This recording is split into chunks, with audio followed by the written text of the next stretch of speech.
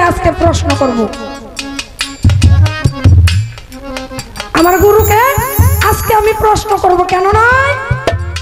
গুরুর কাছে যদি কিছু না জানতে পারি, না শিখতে পারি, আমি যদি প্রশ্ন না করি, আমাকে কি উত্তর দিবে? দিবে না। তাই গুরুর কাছে আমি প্রশ্ন করব। আজকে আমি ফুলাবান, আমার গুরু হচ্ছেন মহান। শিষ্য মানে শিশু, শিষ্য মানে শিশু। আমি আমার বাবাকে বলি, আমার মাকে বলি, আমার গুরুকে বলি, আজকের মঞ্চের জন্য সবই আমার দয়াল। আমার দয়ালের কাছে আমি যা জিজ্ঞেস করব তার উত্তর দিতে আমার দয়াল রাজি থাকিতে হইবে। দয়াল গো, আমি দাঁড়িয়েছি আপনার সাথে গান করার জন্য। যদি মনের অজান্তে, মনের ভুলে আমার কোন ভুল হয়ে যায়, নিজ গুণে আমার অপরাধ মার্জনা করে আমাকে আপনার কাছে টাইনা নিবেন, এটুকু আজই রেখে শুরু করছি। ধন্যবাদ সকলকে। আসসালামু আলাইকুম।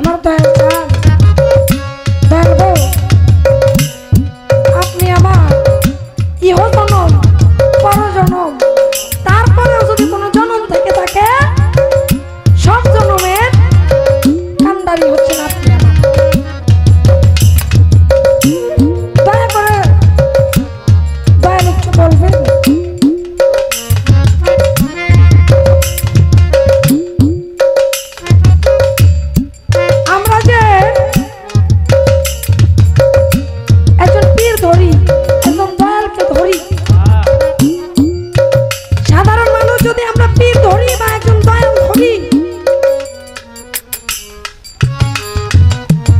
কোরআনে বলা আছে তোমরা মুসলমান না হইয়া কবরে আসিও।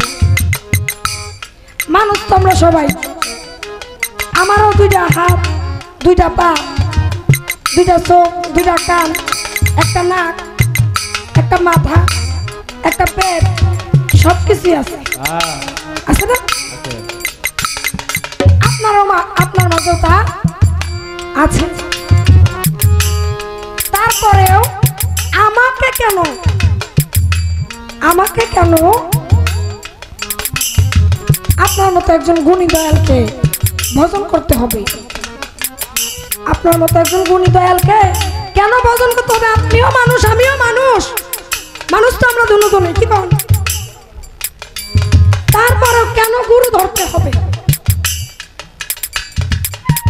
হযরত মুহাম্মদ সাল্লাল্লাহু আলাইহি সাল্লামের আব্বা আম্মা ছিলেন হযরত আমেনা এবং আব্দুল্লাহ। ওনারাও কিন্তু বায়াত হন নাই, ওনারা বায়াত হওয়ার আগেই পর্দা নিয়ে গেছেন। বায়াত না হলে কি আল্লাহ পাক দুজকে দিয়ে দিব? বলেছে কি, আমি আল্লাহর নাম যে একবার নিয়েছে সেও জান্নাতবাসী। তাহলে দয়াল একটু বলবেন কেন আমাকে বায়াত হয়ে একজন গুরুর হাত ধইরা, তারপরে ইহ জনম পর জনম, তারপরেও যদি কোনো জনম থেকে থাকে ওই সবগুলা জনম আমার দয়ালের হাত ধইরা তার হইতেই।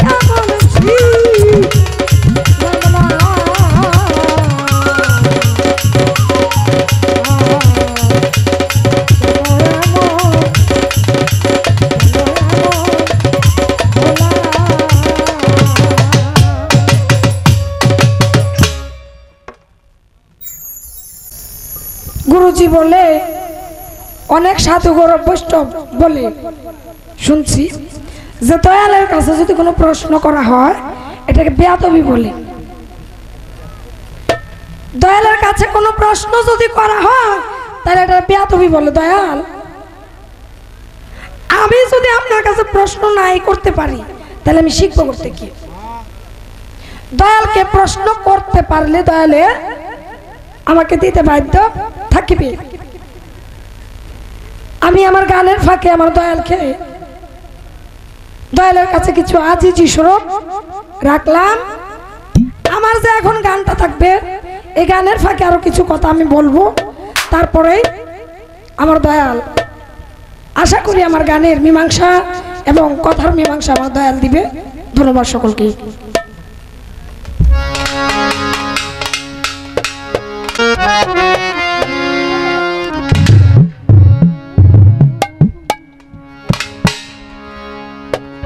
করে বলো গুরু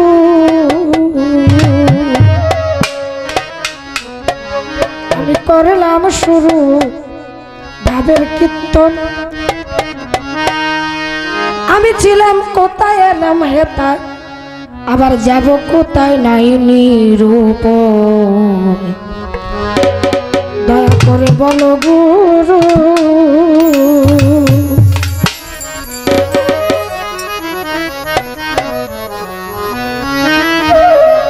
দয়া করে বলো গুরু আমি করলাম শুরু ভাবের কীর্তন করলাম শুরু ভাবের কীর্তন ছিলাম কোথায় এলাম হেতায় যাব কোথায় নাই নিরূপণ দয়া করে বলো গুরু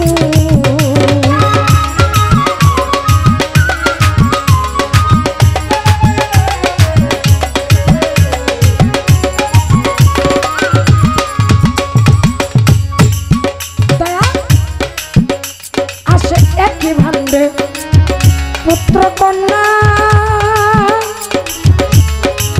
কেন হয় এক একটার এক এক নমুনা পুত্র কন্যা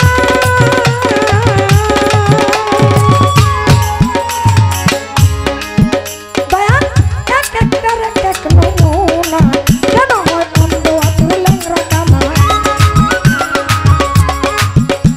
হয় অন্ধ আতুর ল্যাংরা কানা রূপ নমুনা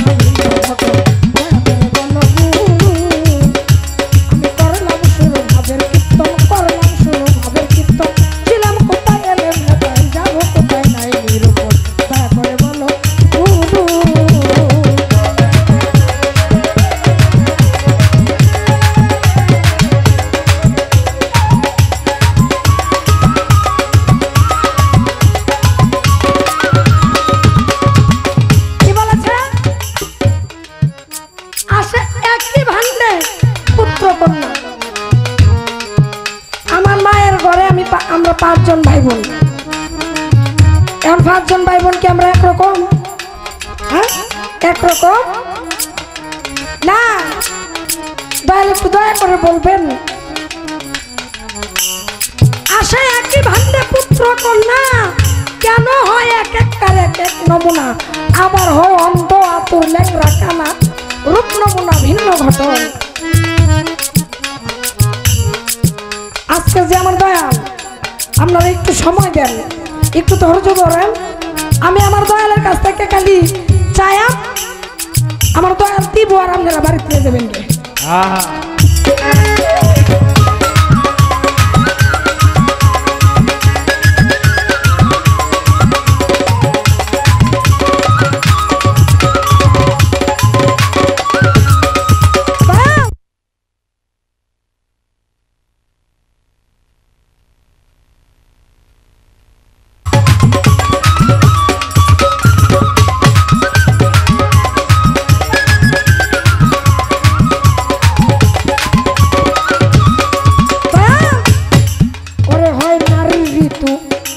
মাসে মাসে দয়াল হয় পুরুষের ঋতু কোন দিবসে নারীর ঋতু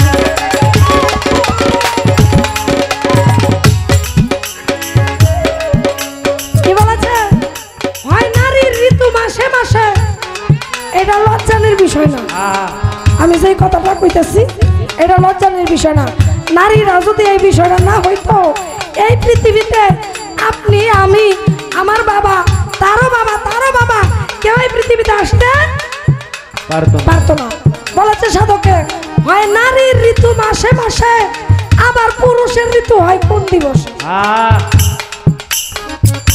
দয়াল যদি নারীর ঋতুটা মাসে মাসে হয় তাহলে একটু দয়া করে বলবেন একজন পুরুষের ঋতু কোন দিবসে হয় আমার এই গানটা যে করতেছি গানটা পুরোটাই প্রশ্নবোধক গান কারণ আমি যদি 2 মিনিট কথা কই আমার দয়ালে করবো 20 মিনিট আপনারা আসছেন আজকে আমার দয়ালের গান শোনার জন্য বলেছে নারীর ঋতু মাসে মাসে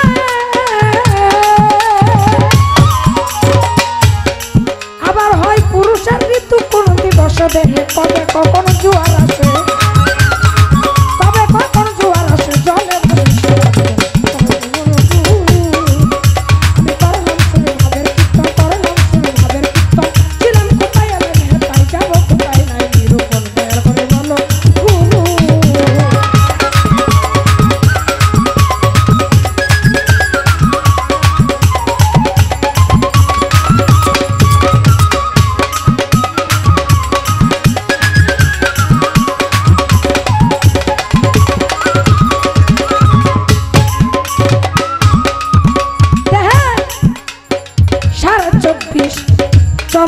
ধারা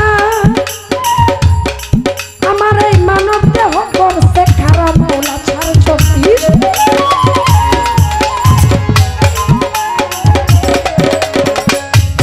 আরে 24.5 চন্দ্র ধারা দয়াল আমার মানব দেহ করছে খারাপ আরে কোন চন্দ্র কোন রূপ ধরিয়া কোন চন্দ্র কোন রূপ ধরিয়া কোথায় কে করেছে আসল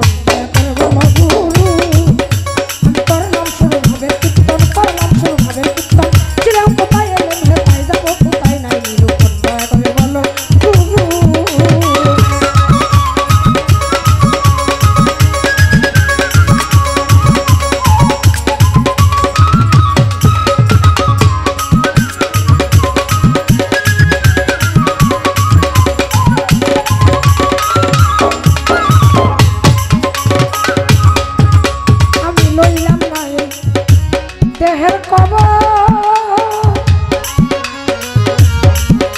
আমার কেঁদে গেল সারা জনম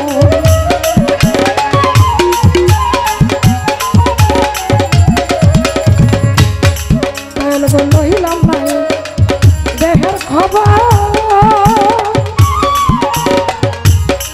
লঙ্কা বাবা কেঁদে মরি সারা জনম রাজ্জাকে কই মমতা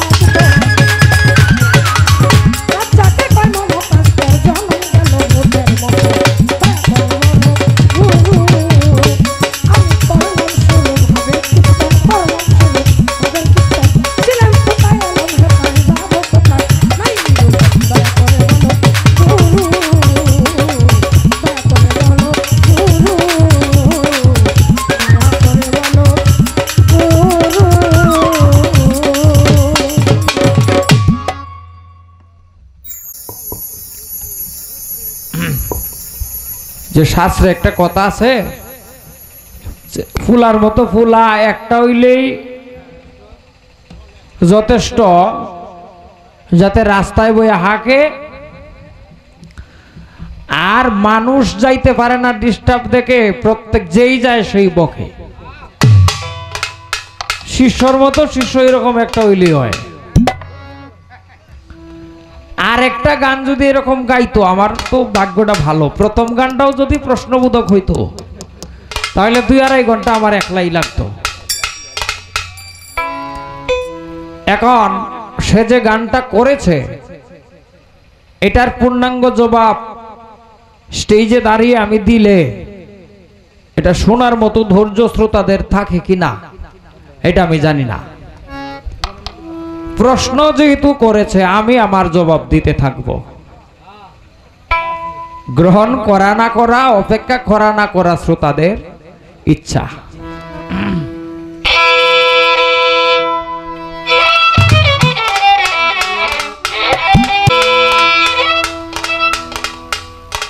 অনেকটার নাম ভিনে আর নাই যে গতি নাম ভিনে আর নাই যে গতি নামেই পরম ধন মধুর নাম জপয় বুঝমন মধুর নাম জপয় বুঝমন মধুর নাম জপয় বুঝমন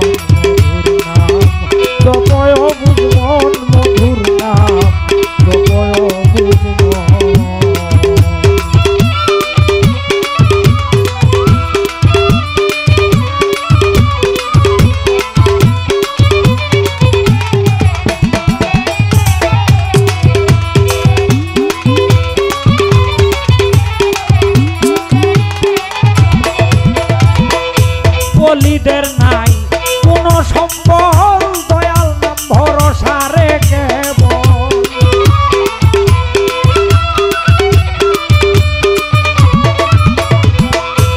অলিদের নাই কোনো সম্বল, দয়াল নাম ভরসা কেবল। নামের জুড়ে যাব তোরে, নামের জুড়ে যাব তোরে, আমার মনে আকিঞ্চন মধুর নাম। জপয় বুঝমন মধুর নাম, জপয় বুঝমন মধুর নাম, জপয় বুঝমন।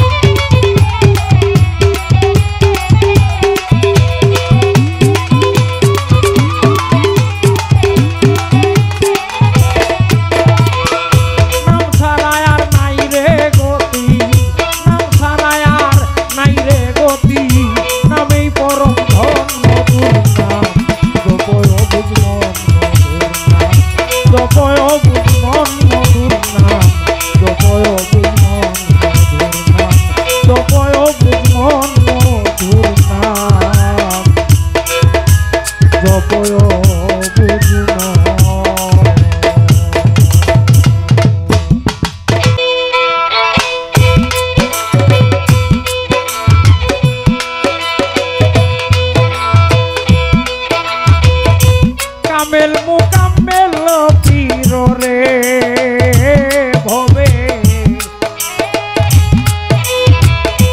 যারা হয় সংসারে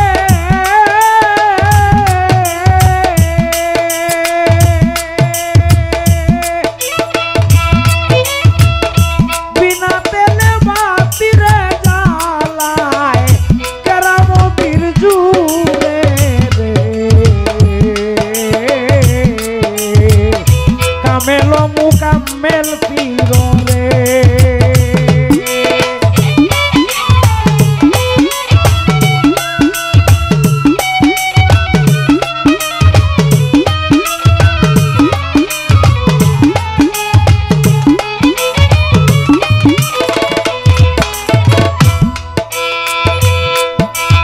আজ আমার কাছে জিজ্ঞাসা করেছে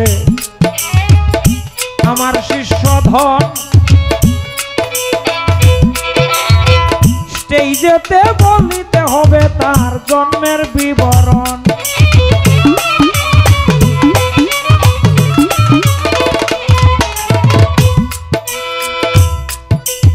সে ছিল কোথায়, এলো হেতায়, আবার কোথায় যাবে। সন্তান অন্ধলুলা হয় কেন আজ আমার বলতে হবে।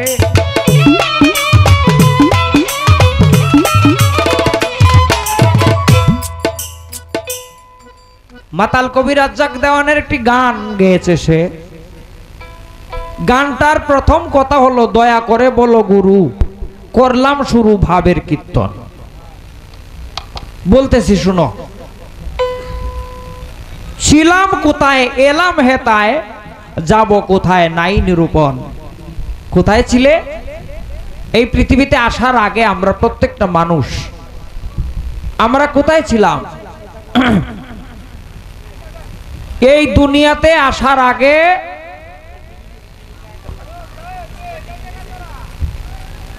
কোথায় ছিলাম? পিতার মস্তকে। পিতার মস্তকে ছিলাম আমরা সকলেই। পিতার মস্তক থেকে মাতৃগর্ভে এলাম। মাতা পিতা যখন রতিরণ করলেন তখন মাতৃগর্ভে এলাম।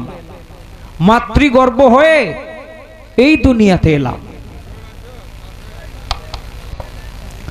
ছিলাম কোথায়, এলাম হেতায়, এই দুনিয়াতে এসেছি। আবার কোথায় যাব? কবি বলতেছেন আবার কোথায় যাব? তোমার কর্মফল যেমন তুমি সেই জায়গায় যাবে।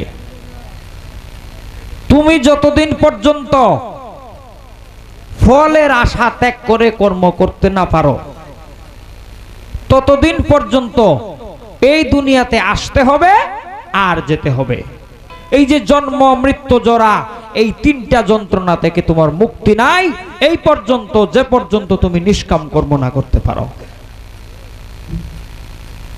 যতদিন পর্যন্ত জাহান্নামের ভয়ে আর বেহেশতের আশা ইবাদত করবে, ততদিন পর্যন্ত জন্মাতে আর মরতে হবে, জন্মাতে থাকবে আর মরতে থাকবে। রাবিয়া বসরিকে একদিন আল্লাহ পাক রব্বুল আলামিন ইলহামের মাধ্যমে জিজ্ঞাসা করেছিলেন, রাবিয়া তুমি যে আমার ইবাদত করো কিসের আশায়? এটা কি জান্নাতের আশায় করো নাকি জাহান্নামের ভয়ে করো? রাবিয়া বসরি জবাব দিয়েছিলেন, মাওলা আমি যে আপনার ইবাদত করি আপনার জান্নাতের আশায়ও ইবাদত করি না, আপনার জাহান্নামের ভয়েও ইবাদত করি না, আমি ইবাদত করি শুধু আপনাকে পাওয়ার জন্য। অনুরূপ ভাবে যতদিন পর্যন্ত দয়াল সন্তুষ্টির উদ্দেশ্যে ইবাদত না করতে পারবে, দয়ালকে রাজি খুশি করার উদ্দেশ্যে তার আদেশকে কর্তব্য জ্ঞান মনে করে যতদিন পর্যন্ত কর্ম না করতে পারবে, ততদিন পর্যন্ত আর তোমার মুক্তি নাই। আসতে হবে আর যাইতে হবে। এটা কিভাবে?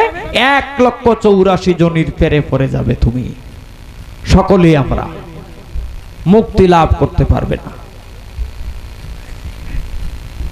এরপরে একই ভান্ডে পুত্র কন্যা কেন হয়?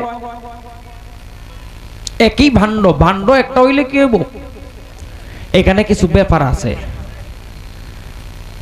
একটা পুরুষ একটা নারীর সঙ্গে যখন মিলন করে, মিলন কার্যে যায়, তখন তার যে শুক্রাণু, এটা ডিম্বাণুর সঙ্গে মিলিত হওয়ার জন্য সে যখন তার যখন বীর্যস্খলন হয়, এই বীর্যটা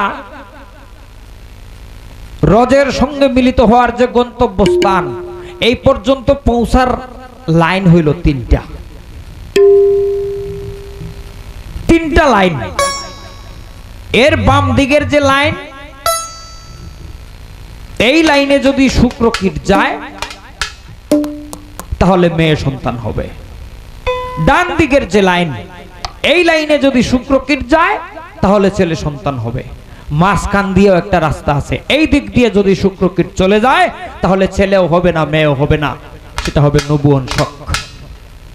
নপুংসক শুধু বাংলায় কইতাম হিজরা হবে, ছেলেও না মেয়েও না।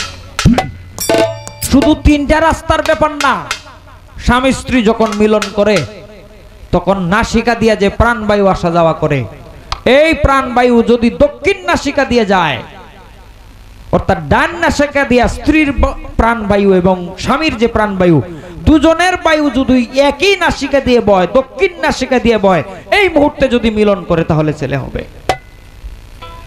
আর যদি বাম নাসিকা দিয়ে দুজনের বায়ু বয়, এই মুহূর্তে যদি মিলিত হয় তাহলে কন্যা সন্তান হবে। এখন কোন সময় মিলন করলে কি প্রকৃতির সন্তান হবে, এটা আলোচনা করলে আরো বৃহৎ সময় চলে যাবে। যাই হোক, কালার ভিন্ন হয় কেন? কেউ কালো হয়, কেউ সুন্দর হয়, কেউ লেংরা হয়, কেউ লুলা হয়। এটার হাকিকত কি? এটার হাকিকত দুই রকম। একটা হলো সুফিবাদ মতে, অর্থাৎ সনাতন শাস্ত্রের সাধকদের মতে, আর একটা হচ্ছে বিজ্ঞান মতে।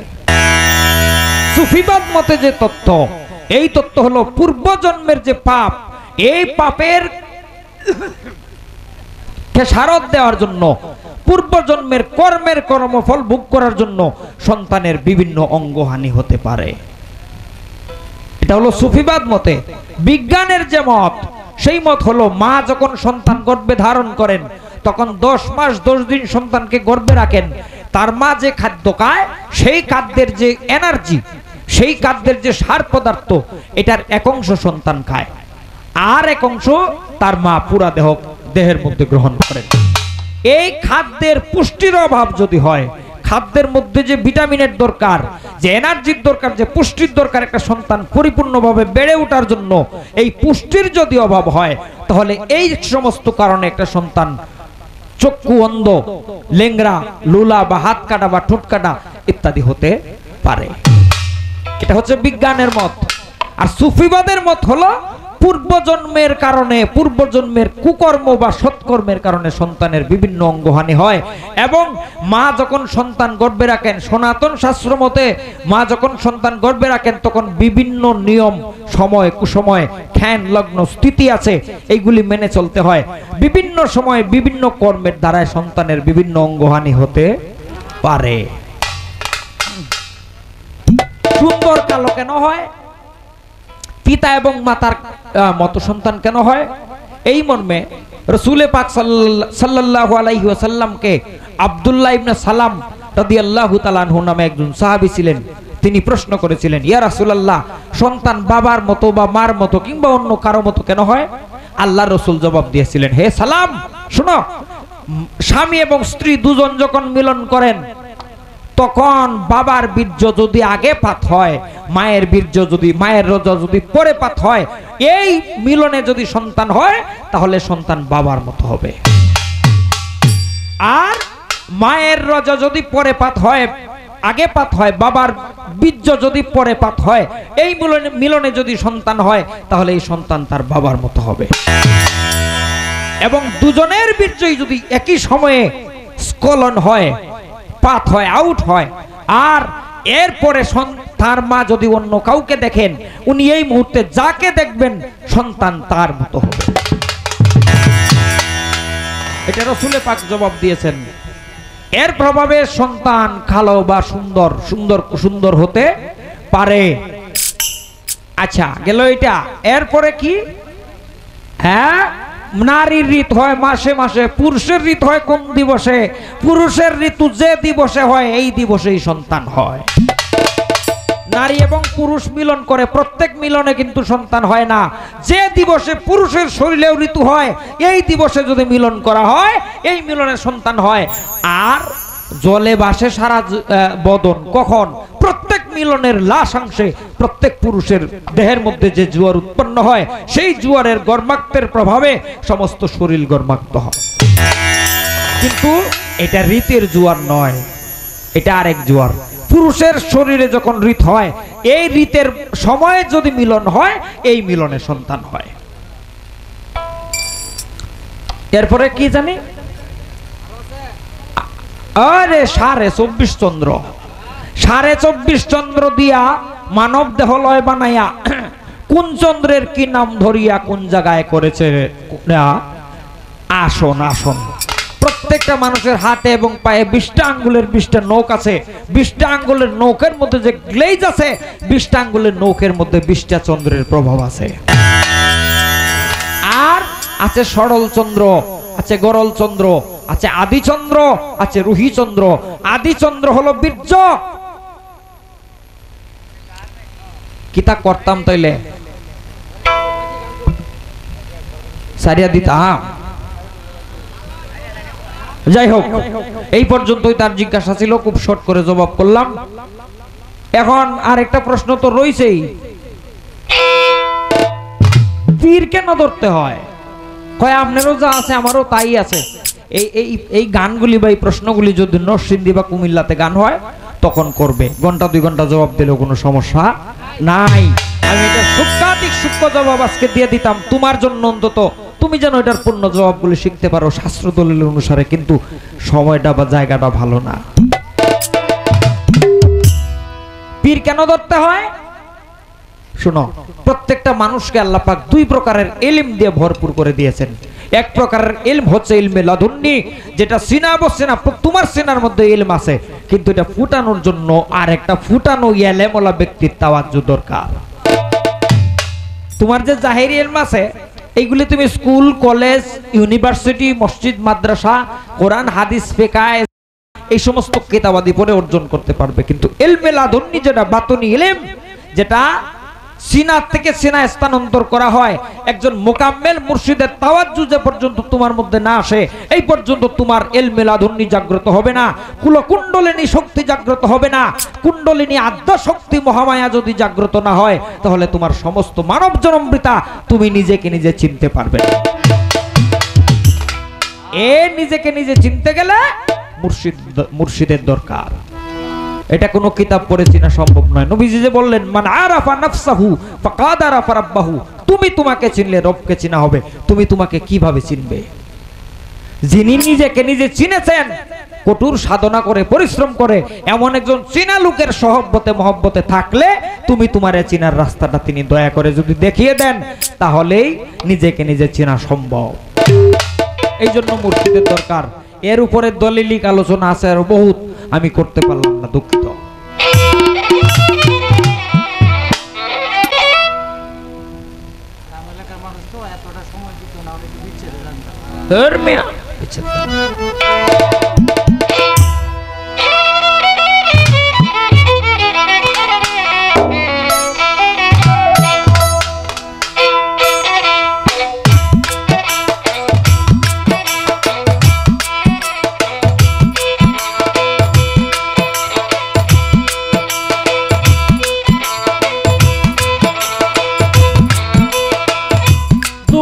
পাইয়া তোর লাগিয়া গো দুঃখ পাইয়া, দুঃখ পাইয়া তোর লাগিয়া বুক ভাষাই নয়ন জলে, সরল মনে সরল মনে এত দুঃখ দিলে প্রাণ বন্ধুরে, সরল মনে এতই দুঃখ দিলে।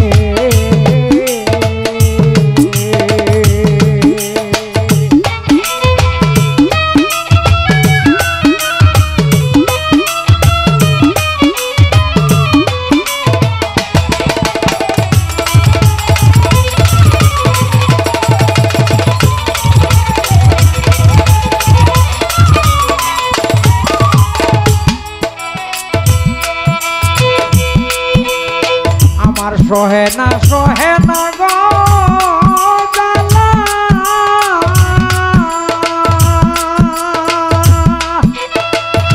বন্ধুরে প্রেম না করে ছিলাম বালা গো,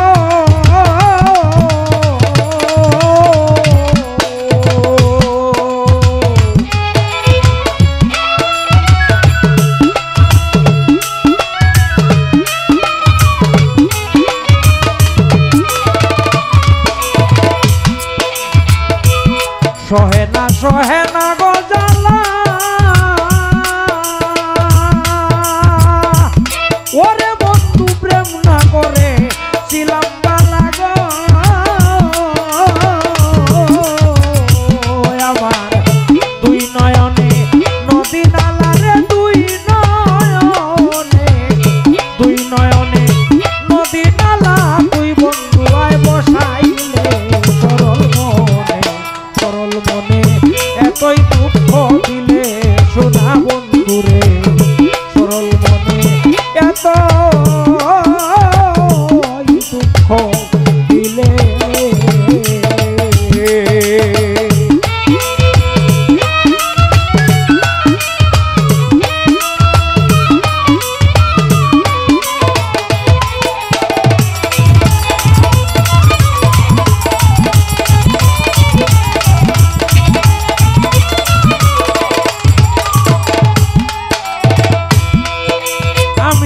বন্ধুরে বিশ্বাস গো করে,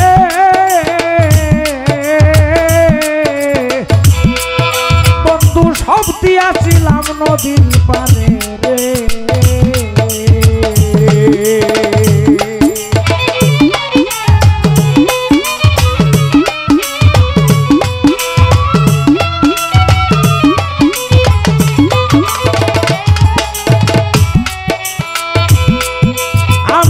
বন্ধুরে বিশ্বাস গো করে,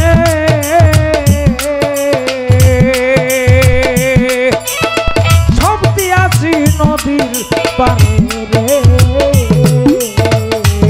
বন্ধু বলেছিলে তুই আমারে রে, বলেছিলে তুই আমারে ভুলবে না জীবন গেলে, সরল মনে এতই দুঃখ দিলে, সোনা বন্ধুরে সরল মনে এতই দুঃখ দিলে।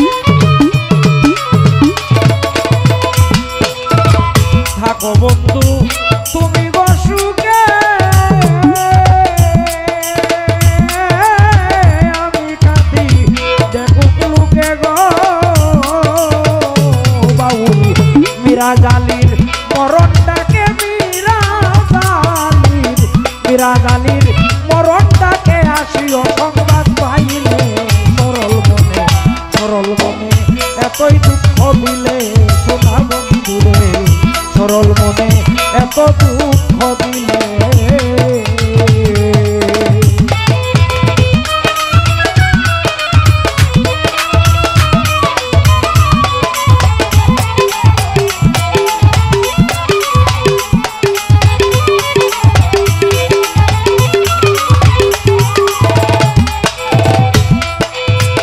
দুঃখ পাইয়া তোর লাগিয়া রে দুঃখ পাইয়া